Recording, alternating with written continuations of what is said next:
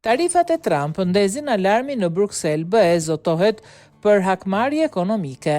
Bashkimi Evropian po përgatitet të mbrojë interesat e tij me kundërmasa proporcionale ndaj tarifave të presidentit amerikan Donald Trump dhe do të punojë me partnerët e tij në këtë drejtim, ka thënë presidentja e Komisionit Evropian Ursula von der Leyen pas një bisede telefonike me kryeministrin britanik Keir Starmer.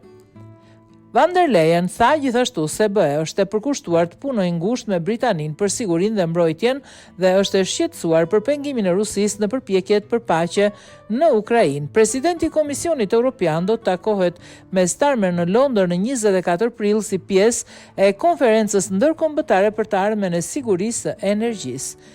Por çfarë tha ai për Starmer? Në fakt, von der Leyen gjatë një bisede telefonike që pati të dielën pasdite me kryeministrin britanik Keir Starmer shprehu shqetësimin e saj të thellë për tarifat e shpallura nga Donald Trump. Ajo foli për dëmet që po u shkaktojnë të gjitha vendeve, efektet e tyre direkte dhe indirekte, duke përfshirë vendet më të varfra në botë, duke pranuar se ato janë një pikë these e rëndësishme për Shtetet e Bashkuara.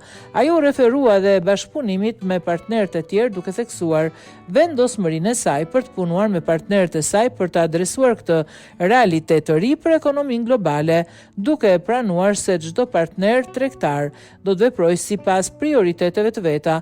Në të njëjtën kohë u përmendën çështjet e sigurisë dhe mbrojtjes, ku presidenti i Komisionit Evropian përsëriti angazhimin e fortë të BE-s për të punuar ngushtë me Mbretërinë e Bashkuar në këtë çështje.